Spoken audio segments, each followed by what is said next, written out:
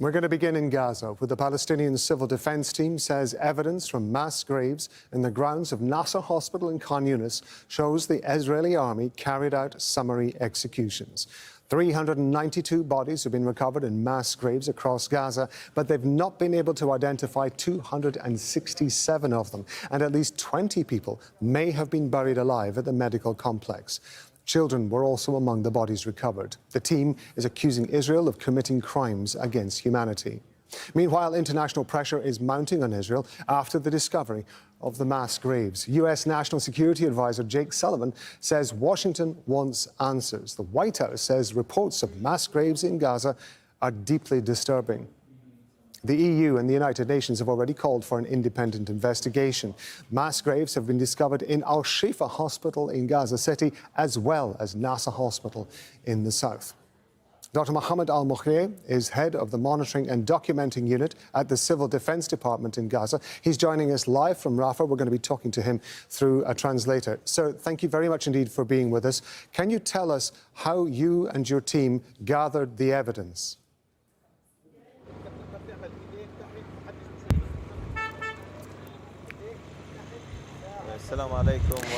Peace be upon you. Good evening, everyone. During our work with the Civil Defense Team, in order to recover the bodies in the medical complex of Al-Nasser, we have found mass graves within the medical complex, and one in the morgue, one in the north of the medical complex, and the civil defense team has worked in order to recover all the bodies. Most of them were decomposed bodies, and the occupation forces has changed the forms and also changed the shrouds and put them in plastic bags. We believe that those bags have accelerated the decomposition of those bodies. We have also noticed through our teams, we are trying also to document all the evidence that showed that many corpses or bodies have shown signs of torture, including handcuffing, and also some other parts, some other bodies has shown that they were shot and gunshot. Also, we have observed that there were corpses of bodies that were completely dismembered. We also found bodies of women, young people, elderly in the area of around the medical complex. We also have observed and found some bodies with no clothes, and all this indicated that some other bodies showed that they were being treated in the medical complex, as we have shown in the picture during the press conference that showed that one of the bodies that found was receiving treatment.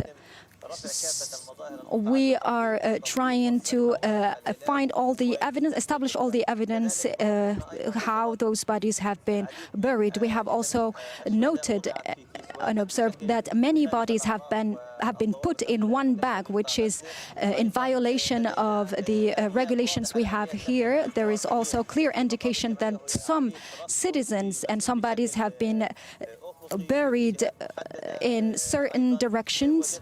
We have also found some bodies in massed and compiled, put 30 meters underground, while in mass graves the distance should not be more than 1 meter.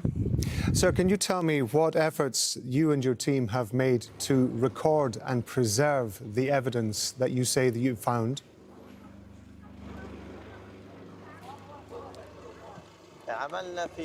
We have worked in very difficult conditions and very challenging.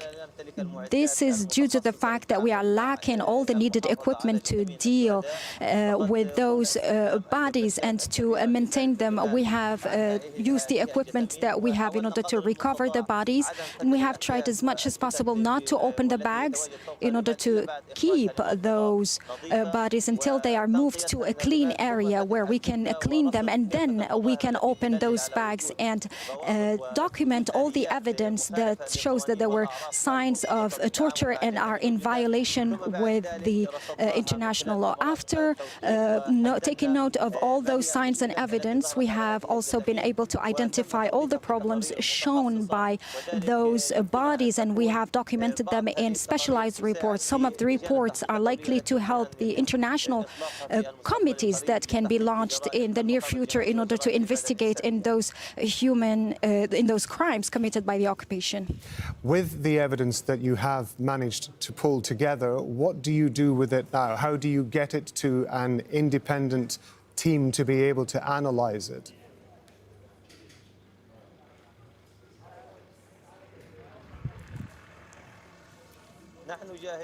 We are ready and fully prepared in order to submit a full report documented with all the photos and evidence that we have found about those bodies. We can publish them and submit them in both Arabic and in English so that it can be a foundation for the work that can be conducted by international investigation committees. We are here ready in Gaza in order to help their work in order to refrain or to push the occupation to refrain from the crimes being committed against the people in Gaza. During our work, we have found children in those mass graves. Why do we have to find children bodies in mass graves? This confirms that the number that we are documenting of children that have died, which is more than 14,000 children, including elderly and women.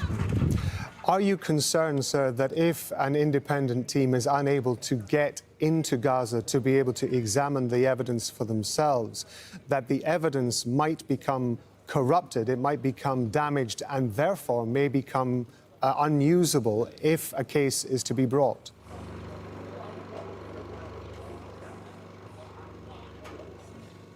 I don't think so, because we have made sure to document all the evidences that we have found so far. Those bodies have been identified, whether those bodies were unknown or not known, known or not known. And we are keeping all the evidence that we found in order to present it to the International Investigation Committee. We will exert all our efforts in order to maintain and preserve all the evidence. We will document it properly so that we can convey the message of the Palestinian people to the world. I want to ask you about the impact that this has been having on you and members of your team, having to go through these mass graves and collect the evidence that you say you have been able to pull together. What kind of effect is that having on the morale and on the personalities of people? There is an impact, a mental impact, and also health that is impacting our health and our morale, given that we are exposed directly to those tortures. Some of our some members of our team have received the distress calls directly, but we were not able to reach the medical complex on time because of the situation back then. We were not able to save lives. Also, some of our teams or our members are still suffering from traumas that is also impacting the quality of the work that we can carry out. As far as their health of our teams is concerned, some of our members were contaminated, given that they were dealing directly with those bodies without having the proper precautions due to the lack of equipment. We have also lost all the specialized labs as far as forensic medicine is concerned in Gaza because of the occupation bombings and attacks, which has also hindered our work, and we were not able to establish all the needed evidence as we hoped. So we still believe that the occupation has stolen some organs. We have found some bodies with an open stomach, and they were just stapled, which is also not known as a practice in forensic medicine or any kind of medicine in the health system in Gaza. We use usually the proper medical equipment and not staple the bodies. Final question, sir. What would you hope that international organizations who look at your evidence would do with it now? We hope to establish the clear evidence that the occupation has committed crimes and killed on purpose thousands of Palestinians in Gaza. They have used all kinds of tortures and violated all the privacy of our people and their dignity. The occupation has committed crimes and has killed all forms of life in Gaza. They took pleasure in doing so and destroying life in Gaza. We hope that there will be a clear report that will emanate from the investigation to prove and establish an evidence of all the occupation crimes being committed in Gaza. Dr. Mohammed Al-Mokhtar, we appreciate you being with us on Al Jazeera. Thank you very much indeed. I'm going to bring in Jeffrey Robertson. He's an international lawyer and former United Nations war crimes judge. He was also president of the War Crimes Court in Sierra Leone. He's joining us live now from London. Good to have you with us on Al Jazeera, sir. This is one of the fundamental problems that Dr. Al-Mokhtar was pointing out, isn't it? The difficulty of collecting evidence, tangible evidence, inside a war zone. Well, it's been a long history. We now have many forensic doctors who have had the rather grisly task of combing through mass graves and examining victims to establish how they died. And that is what is now essential to get to the bottom of this true atrocity. It's a crime against humanity.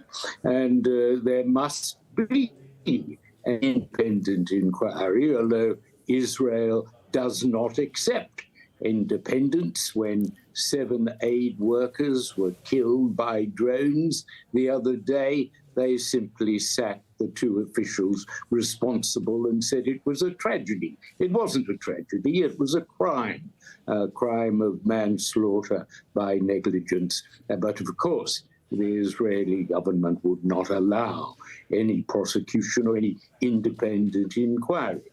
This case cries out for an independent inquiry, and the sooner the better. The Gaza Health Authority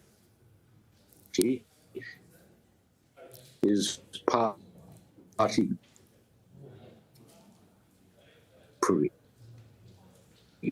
obviously, and its job. Jeffrey Robertson, unfortunately, your line there is breaking up, and I apologize for interrupting you, but I hope you can still hear me. I do want to ask about one of the points that Dr. Al-Mokhtar was making in terms of how they present the evidence to the rest of the world to be investigated. That he was suggesting that they would make the evidence available in Arabic and in English. One would imagine that the bulk of that may well be online until such times as a team can get to see it in person.